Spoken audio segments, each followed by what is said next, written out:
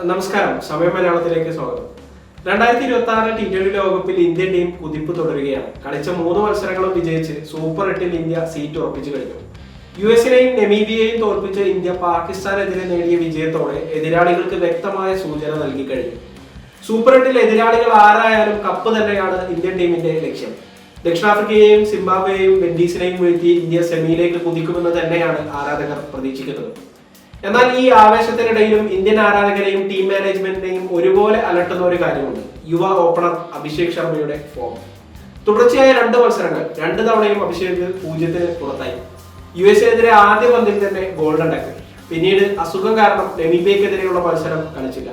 തിരിച്ചെത്തിയ പാകിസ്ഥാനെതിരെ ആകട്ടെ 4 പന്തുകൾ നേരിട്ട് വീണ്ടും 0-ന് പുറത്ത്. കഴിഞ്ഞ 6 ഇന്നിംഗ്സുകളിൽ 4 തവണയാണ് അഭിഷേക് റണ്ണൊന്നും എടുക്കാതെ മടങ്ങിയത്. ഈ സാഹചര്യത്തിലാണ് മുൻ ഇന്ത്യൻ പരിശീലകൻ രവിശാസ്ത്രി അഭിഷേകിന് നിർണായകമായ ഒരു ഉപദേശം നൽകിയിരിക്കുന്നത്. എന്താണ് രവിശാസ്ത്രി പറഞ്ഞതെന്ന് നമുക്ക് നോക്കാം. അഭിഷേക് ശർമ്മ അല്പം കൂടി സമയം ക്രീസിൽ ചെലവഴിക്കാൻ തയ്യാറാകണമെന്നാണ് ശാസ്ത്രിയുടെ നിരീക്ഷണം. അദ്ദേഹത്തിന്റെ വാക്കുകൾ ഇങ്ങനെയാണ്: അഭിഷേക് വലിയ ഷോട്ടുകൾക്ക് തിടുക്കം കാണിക്കുന്നു. T20 ആണെങ്കിൽ കൂടി ആദ്യത്തെ ചില പന്തുകളിൽ വിക്കറ്റ് കളയാതെ പിടിച്ചു നിൽക്കാൻ അദ്ദേഹം ശ്രമിക്കണം. നിലയുറപ്പിച്ചു കഴിഞ്ഞാൽ പിന്നീട് വരുന്ന പന്തുകൾ അനായാസം ബൗണ്ടറികളാക്കി മാറ്റാൻ അദ്ദേഹത്തിന് കഴിയും. അതായത് ആദ്യ പന്ത് മുതൽ ആക്രമിക്കാൻ ശ്രമിച്ച് വിക്കറ്റ് വലിച്ചെറിയാതെ അല്പം ക്ഷമ കാണിക്കാനാണ് ഈ മുൻ ഇന്ത്യൻ കോച്ചിന്റെ ഉപദേശം.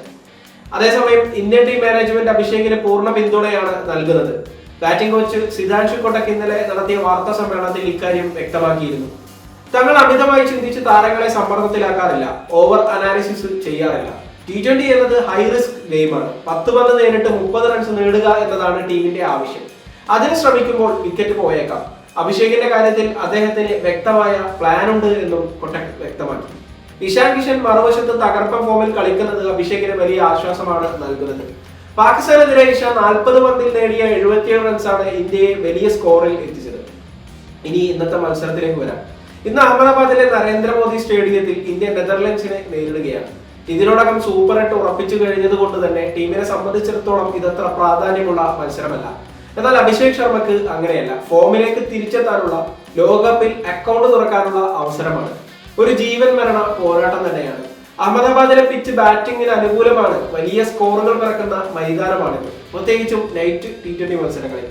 സൂപ്പർ 8-ലെ വമ്പൻ ടീമുകൾക്കെതിരെ ഇറങ്ങുന്നതിന് മുമ്പ് റൺസ് കണ്ടെത്തി ആത്മവിശ്വാസം തിരിച്ചു പിടിക്കാൻ അഭിഷേകിന് ലഭിക്കുന്ന സുവർണാവസരം തന്നെയാണിത്. രവിശാസ്ത്രിയുടെ ഉപദേശം കേട്ട് ആദ്യ ഓവറുകളിൽ അല്പം ക്ഷമ കാണിച്ച് പിന്നീട് ആഞ്ഞടിക്കാൻ അഭിഷേക് തയ്യാറാകുമോ എന്നാണ് ക്രിക്കറ്റ് ലോകം ഉറ്റുനോക്കുന്നത്. ഇന്ന് അഭിഷേകിന് ഫോമിലേക്ക് മടങ്ങിയെത്താൻ കഴിയുമോ? നിങ്ങളുടെ അഭിപ്രായങ്ങൾ കമന്റായി രേഖപ്പെടുത്തും. കൂടുതൽ ക്രിക്കറ്റ് വിശേഷങ്ങൾക്കായി സമയം മലയാളം ചാനൽ സബ്സ്ക്രൈബ് ചെയ്യും.